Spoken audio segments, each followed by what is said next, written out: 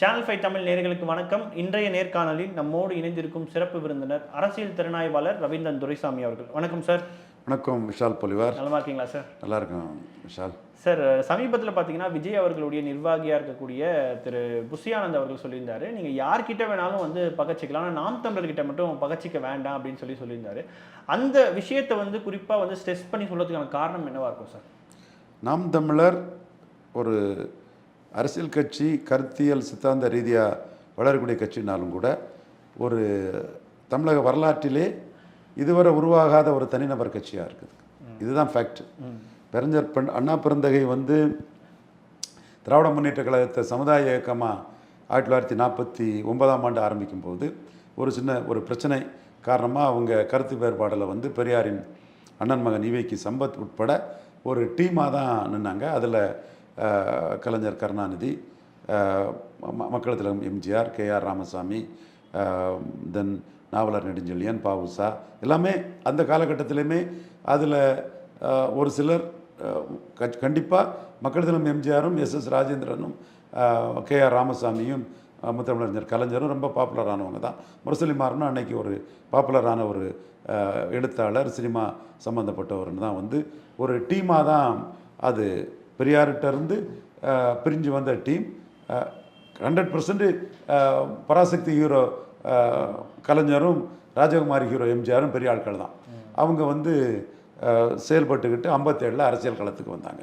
அரசியல் களத்துக்கு அவங்க வரும்போது அண்ணா ஓடு கட்சியை தாண்டி தமிழக அளவில் பாப்புலரான பலரும் அவங்க இருந்து ஒரு டீமாக தான் வந்தாங்க. அமாங் ஈக்குவல் மோர் ஈக்குவலாக அண்ணா இருந்தாலும் கூட அது ஒரு டீமாக தான் வந்தாங்க. பட்டு நாம் தமிழர் கட்சிங்கிறது வந்து கலைஞர் மாதிரியோ அண்ணா மாதிரியோ யாரும் பின்பலம் இல்லாமல் ஒரு தனிநபர் செல்வாக்கு வளையத்தில் நிற்கக்கூடிய கட்சி. அந்த தனிநபர் செல்வாக்குங்கிறது வேலுப்பிள்ளை பிரபாகரன்னு வேர்ல்டு கிளாஸ் கொரில்லா லீடர் அறியப்படக்கூடிய யாசர் அராபத்து கூட ஒரு மண்ணை பிடிச்சி போராடலை, 7 நாடுகளை எதிர்த்து போராடின ஒரு பெரிய ஒரு கொரில்லா வார்ஃபேரில் பெரிய எக்ஸ்பர்ட்டாக இருந்தவருங்கிற என்று சொல்லப்படக்கூடிய வேலுப்பிள்ளை பிரபாகரன் இமேஜ் இன்றைக்கி சீமானுக்கு வந்து உலகம் ஃபுல்லாக இருக்குது. அது பிரபாகரனோட ஒரு தம்பிங்கிற அந்த இது வந்து ஈழத்தமிழர்கள் இன்றைக்கி வந்து உலக அளவில் விரிந்து பரவி இருக்கிறாங்க. அவங்க எல்லார் மத்தியிலுமே சீமானுக்கு இருக்குது.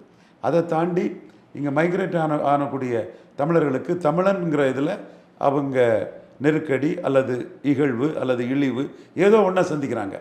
கர்நாடகாவில் சந்திக்கிறாங்க, கேரளாவில் சந்திக்கிறாங்க, பாண்டியம்மா கேரளாவில், குஜராத்தில் சந்திக்கிறாங்க.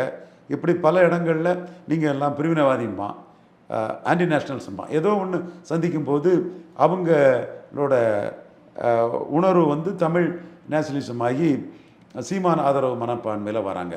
முழுக்க நாம் தமிழரில் வரலனாலும் கூட சீமானுங்கிறவர் வந்து தேவையானவர், நம்மளை போன்றவங்களுக்காக குரல் கொடுக்குறாருன்னு அவங்க ஒரு ஆதரவு வளையத்தில் வராங்க. ஸோ உலகளாவிய இருக்கக்கூடிய தமிழர்கள், இந்தியாவில் பரவி இருக்கக்கூடிய தமிழர்கள், இந்த 2 தரப்புகிட்டையும் வந்து சீமான் மேலே சீமானு ஒருத்தர் தேவைங்கிற ஒரு முடிவில் ஒரு பற்றுதலாக இருக்காங்க. ஸோ ஒரு இண்டிவிஜுவல் லீடராட்டு சிங்கிள் பர்சன் பார்ட்டி ஆட்டு 30 லட்சம் வாக்குகளை சீமான் வந்து தமிழ் மண்ணில் பெற்றிருக்கார். இப்போ தான் அவர்கிட்ட மற்றவங்கெல்லாம் பாப்புலரைஸ் ஆகி வராங்க. பலரும் வேட்பாளர்கள், யூடியூபர்ஸ் எல்லாம் பாப்புலராக வராங்க. அவங்களும் ஒரு ஃபேஸாக நின்று கட்சிக்கு ஒரு வலுவை சேர்க்குறாங்கன்னா இதுவரை இருந்த அந்த தன்மைக்குள்ளே ஒரு இண்டிவிஜுவல் லீடர்னு வந்ததில் தமிழ் மண்ணுக்குள்ளே வந்து வேறு நீங்கள் கம்பேர் பண்ணி பார்த்தா கூட அண்ணன் வைகோ வரும்போது சத்யராஜ் ஆதரித்தார். அவருக்கு 1/3 மாவட்ட செயலாளர் இருந்தாங்க. செஞ்சி ராமச்சந்திரன், மதுராந்த மாறுமும், கணேசமூர்த்தி, ரத்தன்ராஜ், T.A. கேலக்குணன் இந்த மாதிரி ஒரு செட்டப் இருந்து விஜயகாந்த் களத்துக்குள்ள வரும்போது பன்னிட்டு ராமச்சந்திரன், பொன்னுச்சாமி, ஆஸ்டின், கூப்பா கிருஷ்ணன் ஒரு ஆதரவு வளையம் இருந்தது. இப்படி வந்தவங்களுக்கு மத்தியில் இண்டிவிஜுவலாக ஒரு இளைஞர்கள் ஆதரவு பெற்று சீமான் நிற்கும்போது அதை விமர்சனம் பண்ணால் கருத்தியல் ரீதியாக நாம் தமிழர் தாக்குதலை பெரிய அளவு கொடுப்பாங்க. இன்னும் சொல்லப்போனால் 2 ஷோ தான் சினிமா ஓடணுன்னு சீமான் ஒரு கருத்தை சொன்னார்னா, இன்றைக்கி உயிர் தமிழுக்கு அமீருங்கிற படம் வருதுன்னா அந்த படம் நல்லா இருந்ததுன்னா அது 20 நாளில் அந்த வசூலை எடுத்துரும். ஆனால் ஒரு சிறிய படமாட்டாது வரும்போது ஒரு பெரிய படம் வந்ததுன்னா தேட்டரை வந்து பெரிய படத்துக்காக கொடுத்துட்றாங்க. அப்போ அது பெரிய ஸ்டார் பெரிய படங்கள் மட்டுமே இங்கே தொழிலில் மோனோபொலி பண்ணுங்கும்போது தரமான படங்கள் கூட பிக்கப் ஆகி ஓடுறதுக்கு ஒரு வாய்ப்பை கொடுக்கணும்னா 2 ஷோ, பெரிய படத்துக்கும் 2 ஷோ தான், சின்ன படத்துக்கு 2 ஷோனா சின்ன படத்துக்கு ஒரு வாய்ப்பு வருங்கிற ஒரு கருத்தை சீமான் சொல்கிறாருன்னா அது சிறிய தயாரிப்பாளர்கள், வளரும் கலைஞர்கள், வளரும் நடிகர்கள், இசைப்பாளர்கள் இவங்களுக்கு ஆதரவான ஒரு வார்த்தை.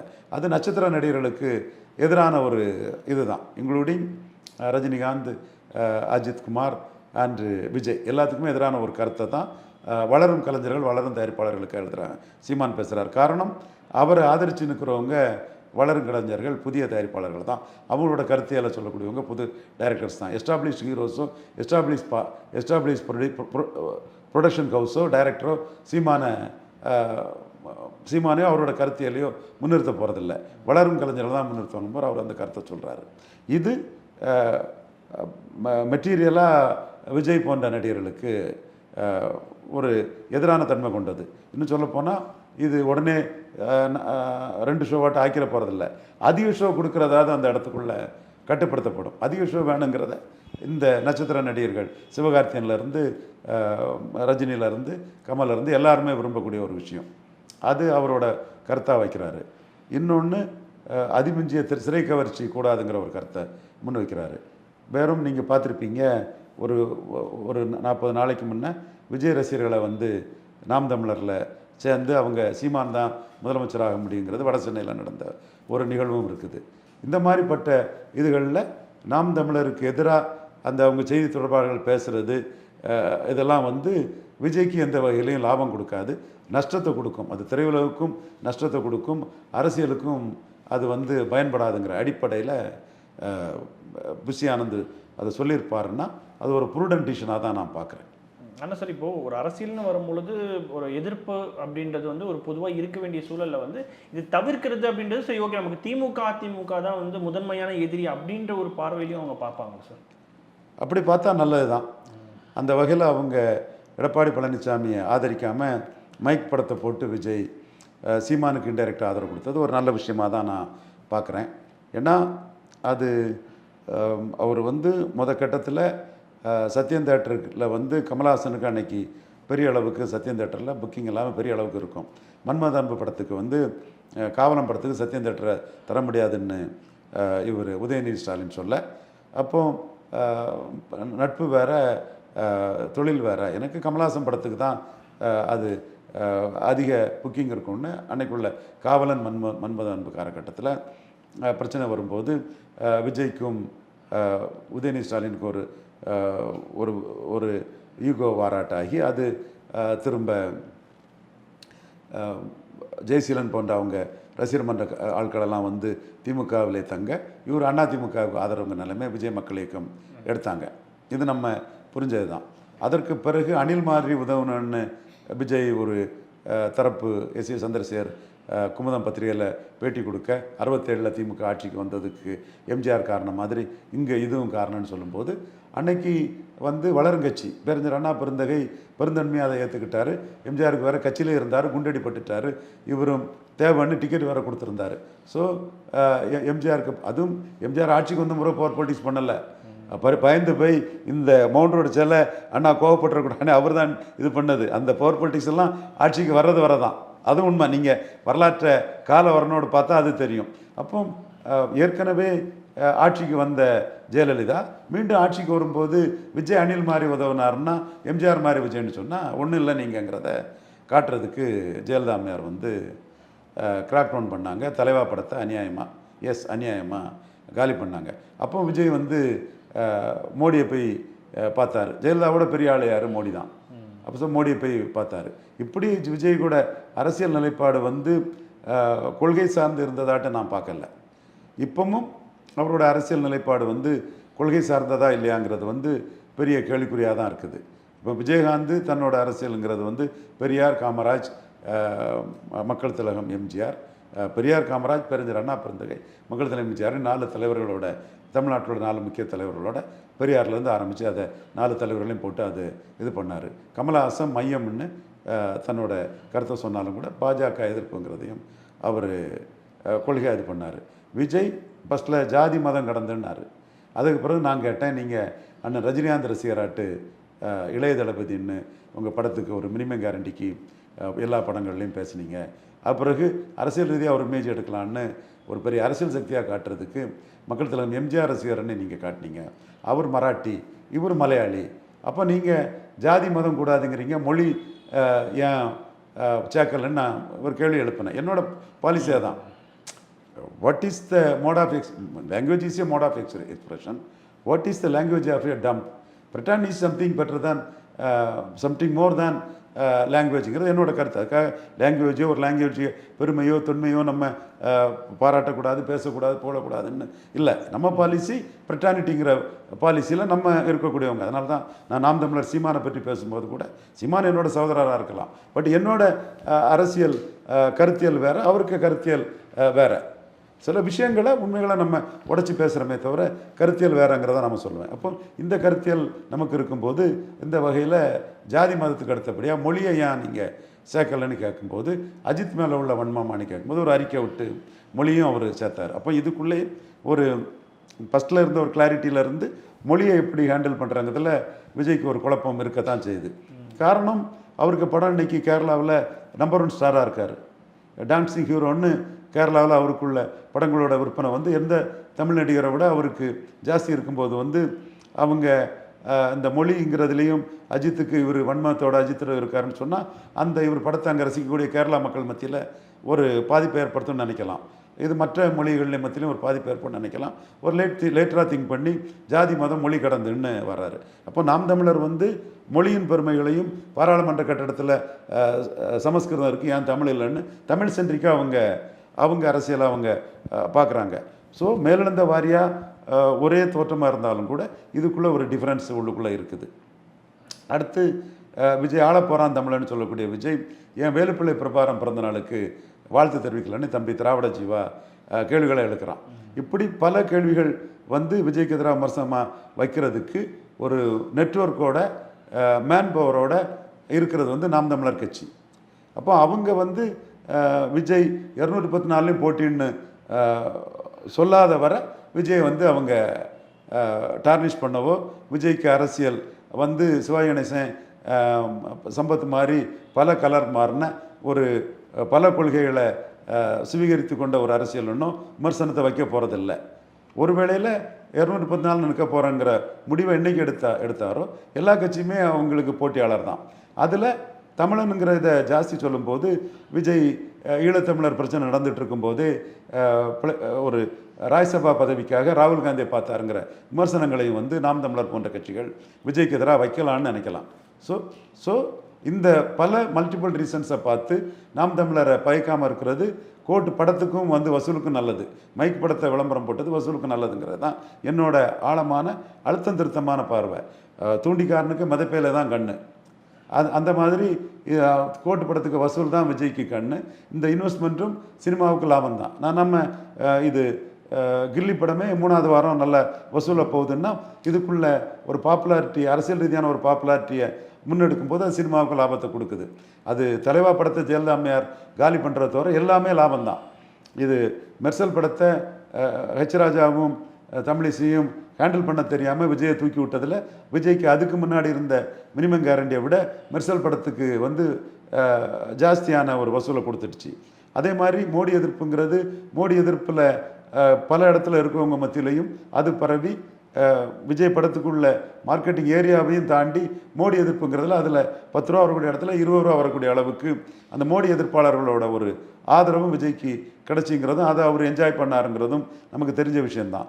அப்புறம் ஜெயலலிதா தலைவா படத்தை காலி பண்ணதோட கோபத்தை சர்க்கார் படத்தில் அவங்க காட்டும்போது அதில் நாங்கள் ஜெயலலிதா விசுவாசின்னு காட்டுறதுக்கு ஒரு சாஃப்ட் டார்கெட்டாக சர்க்கார் படத்தை வந்து அதிமுக தரப்பினர் அடித்தாங்க. உங்களுக்கு தெரியும் அந்த இது நடிகர் கமல்ஹாசன் தான் அதில் ரொம்ப போல்டாக நின்று அதை ஸ்டாப் பண்ணக்கூடிய அளவுக்கான ஒரு அறிக்கையை கமல்ஹாசன் விட்டார். அப்புறம் ரஜினிகாந்தும் அதை கண்டிச்சு அறிக்கை விட்டார்.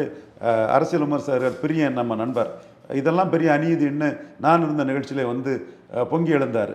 அப்போ இப்படிப்பட்ட நெருக்கடிகள் வந்து விஜய் சந்திக்கும் போது அந்த இதுக்கு வந்து கூடுதல் பப்ளிசிட்டியும் வசூலும் கிடைக்கக்கூடிய ஒரு தன்மையும் வருது. ஸோ அவர் வந்து இந்த அரசியல் சென்ட்ரிக்காக வந்து படத்துக்கான ஒரு வசூலை அவரே முனைப்படுத்தி பார்க்க ஆரம்பிச்சிட்டாரு. அந்த அடிப்படையில் அவர் சிஏஏ ஏற்று அறிக்கை விடும்போது பீஸ்ட் படத்தில் முஸ்லீம்களை கொஞ்சம் சாபமெல்லாம் போட்டு இது பண்ணாங்க. அப்போ அந்த சிஏ ஏற்ற அதையும் நியூட்ரலைஸ் பண்ணிடலாம். பட் அவர் சிஏ ஏற்றதில் காங்கிரஸ்காரங்க வந்து விஜயங்களை ஆதரிக்கிறாரு, விடுதலை சிறுத்தைகள் விஜயங்களை ஆதரிக்கிறாரு, சிஏ ஏற்றுட்டாரு, விஜய் மோடியை ஏற்றுட்டாரு, சிஏ ஏற்றுட்டாரு, விஜயங்களை ஆதரிக்கிறாருன்னு முஸ்லீம் லீக்கு, விஜயங்களை ஆதரிக்கிறாருன்னு திருச்சியில் மதிமுகலாம் ரஜினிகாந்துக்கு சொல்லுவாங்க இல்லையா, அந்த வடைக்கல் ராஜி ரஜினிகாந்துக்கு படத்தை போட்டு ரஜினி என்ன ஆதரிக்கிறாருன்னெலாம் திருச்சியில் ஓட்டு கேட்பார். நடமகராஜன் இந்த மாதிரி அரசியல் கட்சிகளும் ரஜினி எங்களை ஆதரிக்கிறாருன்னு, இல்லை ரஜினி யாரையும் ஆதரிக்கலன்னு ஒரு ரஜினியோட அந்த பிம்பம் வந்து ஓட்டை டில்ட் பண்ணுங்கிற ஒரு எண்ண ஓட்டத்தில் அரசியல் கட்சிகள் வந்து தங்களுக்கு லாபம் வரும்னு நினைக்கக்கூடியவங்க ரஜினி எங்கே பக்கம்னும், அதனால நஷ்டம் வரக்கூடியவங்க ரஜினி யார் பக்கம் இல்லைன்னும் ரஜினியை பற்றி பேசுவாங்க இல்லையா, அந்த மாதிரி ஒரு இது அவருக்கு கிடைக்கும்னு விஜய் நினச்சார். ஸோ அது வந்து நடக்காத போது அவர் கோட்டு படத்தில் மைக்கு சின்னத்தை போட்டு இது பண்ணாருன்னா, நாம் தமிழருக்கு ஆதரவு நிலைப்பாடு இருக்கிறது. கோட்டுப்பட வசூலுக்கு ஒரு மினிமம் கேரண்டிக்கு ரிலீஸ் ஆகுடைய எல்லா இடத்துலையுமே தனக்கு ஒரு லாபம்னு நினைக்கிறாரு. சோழியம் குடுமி சும்மா ஆடாது. சரி, இப்போது நாம் தமிழர் கட்சியில் பார்த்தீங்கன்னா பல பேர் வந்து விஜயோட அரசியலை வந்து வரவேற்கவும் செய்கிறாங்க. அதை தாண்டி நம்ம பார்க்கும்போது பார்த்தீங்கன்னா சாட்டை துரைமுருகன் அவர்களாம் சொல்கிறது வந்து விஜய் அவர்கள் தமிழ் தேசிய அரசியலுக்கு தான் வருவார் அப்படின்ற ஒரு அசம்ஷனில் இருக்காங்க. ஒருவேளை விஜய் அவர்கள் தமிழ் தேசிய அரசியல் பேசுறதுன்றது தனக்கு பலம்னு நினைக்கிறாங்களா நாம் தமிழர் கட்சி? அது யார் தமிழ் தேசிய அரசியலை பேசினாலும் சீமானுக்கு அது பலம் தான், அதில் எந்த மாற்று கருத்தும் இல்லை. விஜய் பேசுகிறது கூடுதல் பலம். சார், அதை தாண்டி நம்ம பார்க்கும்போது இப்போது விஜய் அவர்கள் வந்து கூட்டணிக்கு வந்து ஒருவேளை அழைச்சார் அப்படின்னா அது ரெண்டு பேருக்குமே நீங்கள் பார்த்த வரைக்கும் அது லாபமாக அமையுமா சார்? கூட்டணி எப்படிங்க அமைக்க முடியும்? விஜய்க்கு பலம் என்னங்க? விஜய் அன்ட்ரஸ்டடு. அதான் நான் ஷியாமன் அங்கிட்டே சொன்னேன், அன்ட்ரஸ்டடு ஆன ஒருத்தர்கிட்ட நம்பி எப்படி கூட்டணி அமைக்க முடியும்? நீங்கள் வந்து கமலஹாசன் வந்து கூட்டணி போனார், பல நிரூபிச்சம் பிறகு தான் கூட்டணி போக முடியுது. முதல்ல பலம் நிரூபிக்கிறதுக்கு தனிச்சு தான் இருக்கணும். விஜயகாந்த் கூட்டணி போனார், முதல்ல பலம் நிரூபிக்கிறது தனிச்சு தான் இருக்கணும். அப்போ பலம் நிரூபிக்கிறதுக்கு முன்னாடி ஒருத்தர் எப்படி கூட்டணி பெற முடியும்? அது விஜயகாந்த் வந்து ஜாதி கட்சியோட கூட்டணி இல்லைன்னு தனிச்சு தான் நின்னார், 234 நிற்பன்னு சொல்லி தான் தைரியமாக நின்னார். அதே மாதிரி கமலஹாசன் கொஞ்சம் ரஜினி வந்தால் கூட்டணி போகலாங்கிற எண்ண ஓட்டம் அவருக்கு இருந்தது. ரஜினி வந்தா, ஏன்னா ரஜினி பலம் நிரூபிக்காதவர் தான், இவரும் பலம் நிரூபிக்காதவர் தான், ரெண்டு பேருமே கூட்டணி போகலாங்கிற ஒரு எண்ண ஓட்டம் அவர் ரெண்டு பேர்த்துக்குமே கமலஹாசனுக்கு இருந்தது, ரஜினிக்கு இல்லை. அவர் வரவே இல்லை. ஸோ என்றாலும் கடைசியாக வந்து பலத்தை நிரூபிச்சுட்டு தான் இன்னைக்கு திமுக கூட்டணியில் ஒரு வெற்றி கூட்டணியில் ஒரு பிரச்சார பீரங்கி அவர் இன்றைக்கி இருக்கிறார். ஸோ விஜய்க்கு வந்து அரசியல் களத்துக்குள்ளே பண்ணோம்னா பலத்தை நிரூபிக்கணும். அதைத்தான் நான் சொன்னேன். நீங்கள் 2024 களம் நல்லா இருக்குது, எடப்பாடி பழனிசாமி பலகீனப்படுறாரு, கூட்டணி இல்லாமல் எடப்பாடி பழனிசாமி தனித்து மாட்டிக்கிட்டாரு, திமுக கூட்டணி பலத்தோடு இருக்குது, அங்கே மேலும் கூட்டணியை சேர்த்து பலப்படுத்துகிறாங்க, எதிரணி உடஞ்சி போய் இருக்குது, அப்போ போட்டி இல்லாத ஒரு சூழ்நிலை இருக்குது. அப்போ அதிமுக பலகீனப்படுறதுல அண்ணாமலை லாபம் அடைவார், சீமான் 2 முறை லாபம் அடைஞ்சவர் 3 முறை லாபம் அடைவார், நீங்களும் விஜயும் அதில் லாபம் அடையலாங்கிறதும் அந்த போட்டி இல்லாத இந்த களம் தான் வந்து விஜய்க்கு வந்து என்டர் பண்ணதுக்கு லாபம் கிடைக்கிறதுக்கு சரியான களம்னு சொன்னேன். அப்போ 2024 அவர் என்டர் பண்ணி 4ஆம் தேதி அவர் 39 கேண்டிடேட்டை விட்டு ஒரு X% ஓட்டோ Y% ஓட்டோ அவர் எடுத்திருப்பாருன்னா 26 அவர் பிளேயராக இருந்திருப்பார். இப்போ அவர் 26 தான் இன்வெஸ்ட் பண்ணி அரசியலில் நிரூபிக்க வேண்டிய நிலைமையில் இருக்கார். இன்னைக்கு அரசியல் செய்திகள் விஜய் சீமான் கூட்டு, சீமான் தலைமையை ஏற்கிறார் விஜய், 150 சீட்டு சீமானுக்கு, தென் 84 சீட்டு விஜய்க்குன்னு எல்லாம் ரகசிய ஒற்றன் இவங்கெல்லாம் செய்தி போடுறது வந்து மக்கள் பார்ப்பாங்க, படிப்பாங்க, ஒரு இன்ட்ரெஸ்டிங்காக தான் இருக்கும். அண்ணன் தம்பி அது இதெல்லாம் வந்து நல்லாவே ஓடும். இன்னும் சொல்லப்போனால் அதில் விஜய்க்கு அரசியல் ரீதியான செய்தி தொடர்பாளர்கள் வந்து என்ன சொல்லன்னு தெரியாமல் திணறாங்க. விஜய் என்ன நினைக்கிறாங்கன்னு இவங்களுக்கு தெரியல, ஏன் மைக்கு படத்தை போட்டு விளம்பரம் போட்டாருன்னு இவங்களுக்கு புரியலை, அது இன்டைரக்ட் சப்போர்ட்டா தற்செயலாக நடந்ததாங்கிறது கூட அவங்களுக்கு விளக்கமாக சொல்ல முடியலை.